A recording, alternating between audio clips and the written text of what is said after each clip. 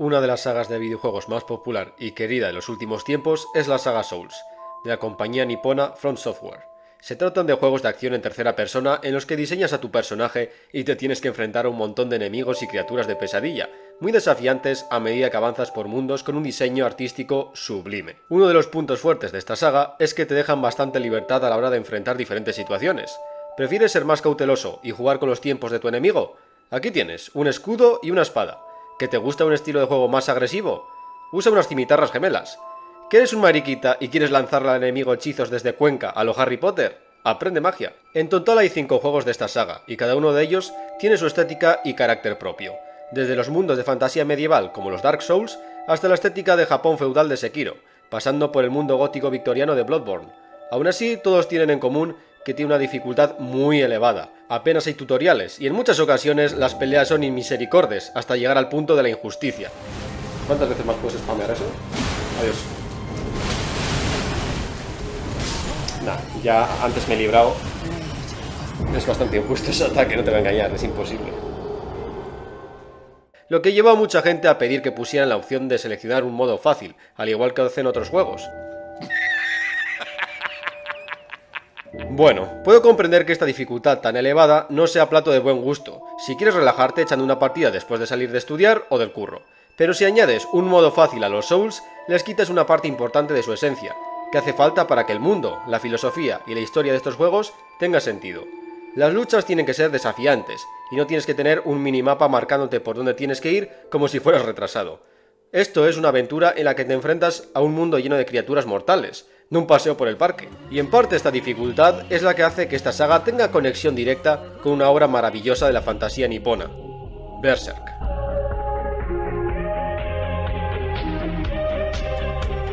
Berserk es un manga épico de fantasía medieval oscura, que iba publicándose desde el año 89, y ha seguido publicándose de manera regular, más o menos, hasta el año 2021 cuando falleció su autor Kentaro Miura. Descanse, maestro. Pero tranquilos, porque Miura reveló todos los secretos de la historia a un buen amigo mangaka, que será el responsable de acabar la obra, así que no nos quedaremos huérfanos de final. La historia de Berserk es brutal. Los personajes, incluso aquellos que tienen apariciones breves, son súper carismáticos, y cada panel es digno de colgarlo en la pared como una obra de arte. Fijaos en estos dibujos, en serio.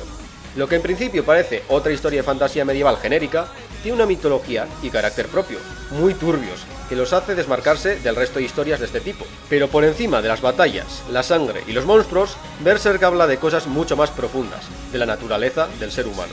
Lo que algunos pueden llegar a hacer por la ambición, el enfrentarse a traumas, la amistad, y más importante para este vídeo, nunca rendirse ante la adversidad. Pero ya nos centraremos en esto después. Pues resulta que el creador de la saga Souls, Hidetaka Miyazaki, es muy fan de Berserk, y en todos los juegos de este señor aparece algún guiño a la historia del espadachín negro, tanto en la estética como en la historia. Pero bueno, ya tenéis 1000 vídeos explicando las referencias de Berserk que encontramos en los diseños de la saga Souls, que son muchísimas referencias, que aunque Miyazaki no haya confirmado, en muchas de ellas queda bastante claro de dónde sale la inspiración para muchos de estos personajes, seres y escenarios. Vamos, parece que el señor Miyazaki quiere hacer un juego de Berserk, pero que no le dejan. Pero dejando de lado todos estos detalles estéticos, la historia y mundo de los juegos de la saga Souls y Berserk también tienen muchas similitudes, aunque a primera vista no lo parezca. Y diréis, pero Davichenko, antes has dicho que hay 5 juegos de la saga Souls, y algunos de ellos con ambientaciones muy diferentes. Sí, pero todos estos juegos comparten tramas. O mejor dicho, su historia es muy similar en un detalle. Todas tratan de enfrentarse a algo más grande que tú, de dejar de lamentarte, de no sucumbir a la desesperación, de levantar el culo y luchar contra el destino, al igual que ocurre con el protagonista de Berserk, Guts. Hablemos de Guts. A pesar de que tiene un buen corazón, es la clase de tipo al que no quieres cabrear.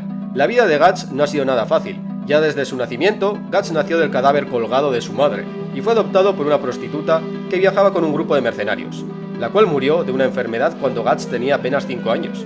Después de la muerte de su madre adoptiva, Guts fue criado por el líder de los mercenarios, Gambino, y dejémoslo en que no fue una niñez muy agradable. Tras pasar gran parte de su juventud de campo de batalla a campo de batalla, Guts acaba formando parte de la banda del Halcón, donde por primera vez conoce la amistad y el amor. Pero en Berserk no hay finales felices, no os spoilearé.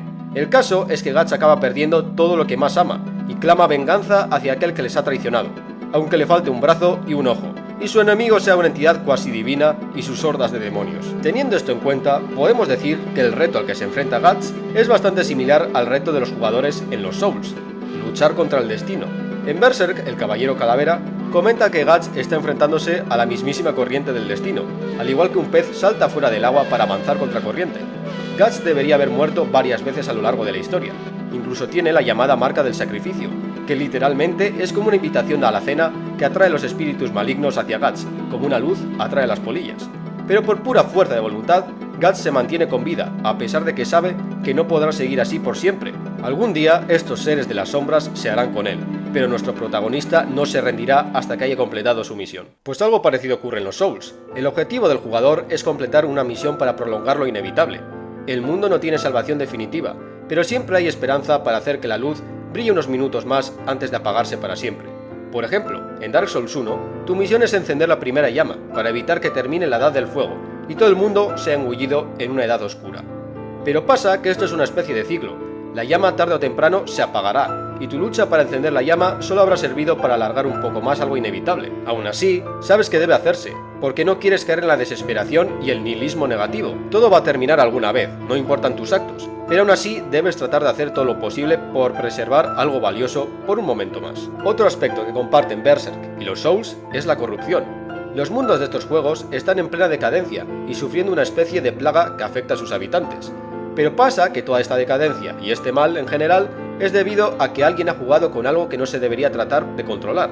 En resumidas cuentas, alguien se ha creído superior a todos y ha condenado al mundo por motivos egoístas. ¿Os suena a alguien de Berserk? De hecho, todas las criaturas y jefes de los Souls, al igual que los monstruos a los que se enfrenta Guts en Berserk, tienen conexión directa con la corrupción y el anhelo de poder. En el mundo de Berserk, la gente se puede convertir en demonios, llamados apóstoles. Para ello necesitan un artefacto llamado Behelit, y realizar un sacrificio humano de varias personas, dependiendo del poder que desean obtener, lo que les convierte en seres muy poderosos, pero de apariencia horrible. Del mismo modo, incluso el protagonista de la historia, Guts, tiene que hacer frente a una corrupción propia, no el poder, sino la rabia por la venganza. Esta rabia es representada magníficamente por la armadura Berserker y la bestia oscura que la acompaña. Guts tiene que intentar controlar su ira y sed de venganza para no acabar consumido por esta armadura y para no perder su humanidad.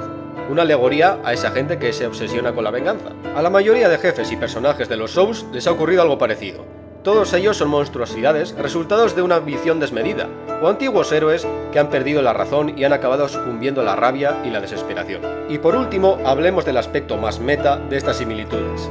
En todos los Souls comienzas como un don nadie, ya sea un no muerto, un sin luz, un cazador, pero estás en este mundo por un motivo.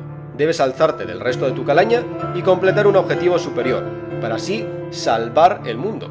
Ya sea encender la primera llama, convertirte en señor del círculo o acabar con la maldición de la Dragogripe. Pero el camino para poder cumplir este objetivo no va a ser nada fácil. Vas a tener que enfrentarte a toda clase de criaturas de pesadilla. Y como he dicho antes, uno de los sellos distintivos de esta saga es su dificultad. Es decir, que vas a tener que hacer acopio de valor si quieres acabar el juego y cumplir con tu propósito. Algo que, como demuestran los porcentajes de Steam, no mucha gente puede hacer. Esto quiere decir que muchos guerreros no han conseguido completar su aventura, se han rendido y han acabado sucumbiendo a la desesperación y a la maldición de sus respectivos mundos. Porque resulta que en todos los juegos de la saga Souls existe una maldición, una que te hace perder tu humanidad y te conviertes en un cascarón sin conciencia, ya sea la maldición de los no muertos en Dark Souls, la pérdida de la gracia dorada en Elden Ring o la plaga de las bestias en Bloodborne. Y al rendirte y desinstalar el juego, porque es muy difícil, quiere decir que estos males te han vencido. Ahora eres un hueco más entre todos los que habitan estos mundos. Estas maldiciones también son una clara referencia a la depresión y la falta de propósito, al convertirte en una marioneta que vaga sin rumbo por el mundo en un ciclo que terminará con la liberadora muerte. Los nipones, como Miyazaki, creo que comprenden esto muy bien. Una sociedad obsesionada con el trabajo y el deber, que considera la individualidad como algo malo, lo que conlleva a la deshumanización del individuo y a tu japonés promedio con ganas de cortarse las venas. Por algo Japón siempre lidera el ranking de países con mayor tasa de suicidios. Y la respuesta, tanto de la saga Souls como de Berserk, a hacer frente a la depresión es simple. Lucha, no te rindas, aunque pierdas que sea una gran pelea. Si te tumban, vuelve a levantarte, aprende de los errores y álzate más fuerte. Bueno gente, eso ha sido todo, espero que os haya gustado el vídeo. Últimamente no tengo mucho tiempo, la verdad. Ya sabéis lo que toca. Si os ha gustado, dad like, compartid y suscribíos al canal. Y ya nos vemos en el siguiente vídeo, gente. ¡Chao!